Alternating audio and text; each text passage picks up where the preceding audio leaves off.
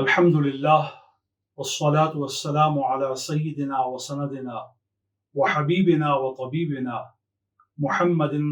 رسول الله خاتم الأنبياء والمرسلين وعلى آله الطيبين الطاهرين وعلى أصحابه الكاملين العارفين المرشدين وعلينا معهم أجمعين. بسم الله الرحمن الرحيم. یا ایھا الذین آمنوا اتقوا اللہ وکونوا مع الصادقین. صدق اللہ مولانا العظیم. قرآن کریم، سنت رسول، اہل بیت اطہار کا طریقہ، صحابہ کرام رضوان اللہ تعالی علیہم اجمعین کی زندگیاں، ان کی ترجیحات اور ان کے معمولات، قرآن و سنت کا فہم، مدارس اسلامیہ کے وظائف، علماء ربانی کے محاضرات، خطبات، ارشادات، اولیاء اللہ کی مجالس، ان کی معیت، ان کی قربت، صدیقین، کاملین، ربانیین کے حلق، سرکلز، ان کی کمپنیز، ان کی فرینڈشپ، ان کی کمپینینشپ سے کیا ملتا ہے؟ وہ نور، وہ ہدایت، وہ برکت، وہ زندگی، وہ بصیرت، وہ بصارت، وہ دل کی پاکی، وہ کردار کی خوبصورتی،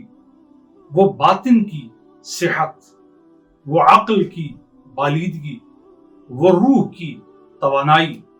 وہ دنیا میں ہدایت، آخرت میں مغفرت، اور آخرت کی وہ دوستی جو دشمنی میں کبھی نہ بدلے، یہ سب ان تمام کاملین کی معیت اور مجلس اور تعلق کا نتیجہ ہے. آپ اگر غور کریں،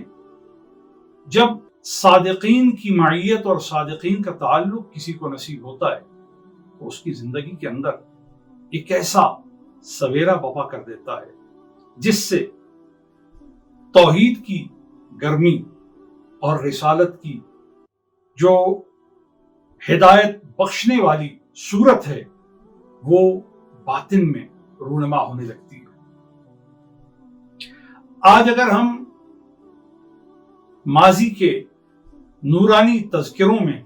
نظر کریں، ماضی کے تاریخی اور معتمد ذرائع میں متوجہ ہو کر حقیقت کو تلاش کرنے کی کوشش کریں تو ہمیں کتاب التمہید میں، مصنف عبد الرزاق میں، اور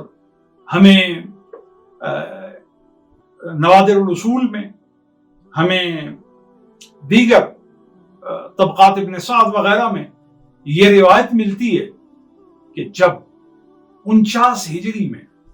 مدینہ منورہ میں جبل احد کے قریب شہدائے احد کی قبور کو گرا دیا گیا اور ان میں نالے، کھالے بنا کر کے پانی چھوڑنے کا ارادہ کیا گیا، تو حضرت امیر حمزہ کی قبر اور حضرت عمر ابن جموح کی قبر اور حضرت عبداللہ الانصاری کی قبر کھول دی گئی. اور روایات میں آتا ہے کہ ان کی قبور کو کھولنے پر کیا دیکھا گیا؟ ناقلین نے، اہل قلم نے، اہل روایت نے، اہل تاریخ نے نقل کیا کہ منادی نے ندا کی کہ تم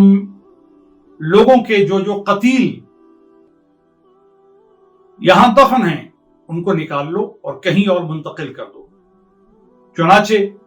حضرت عبداللہ الانصاری کے شہزادے صحابی رسول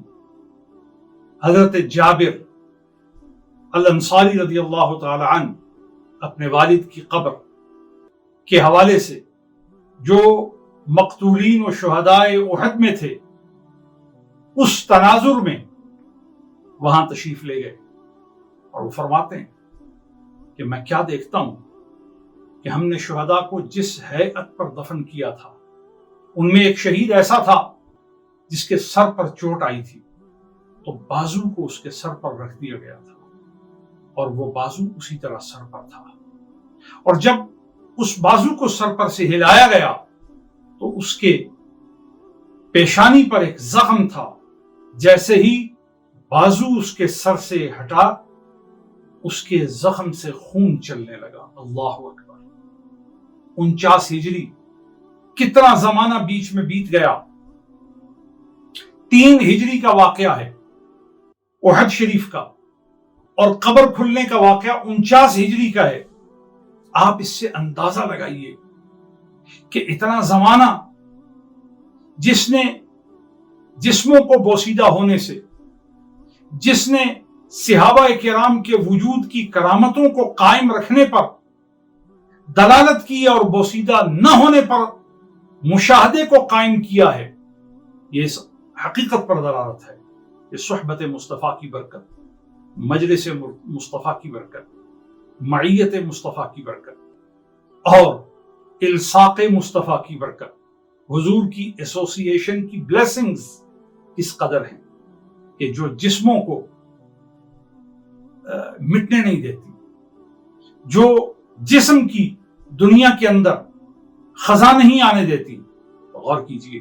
روح کو کیا کچھ مل رہا ہوگا، خیال کیجئے ایمان کی دنیا میں کون کون سی بہاریں آ رہی ہوں گی۔ رضی اللہ عنہم ورضوا عنہ۔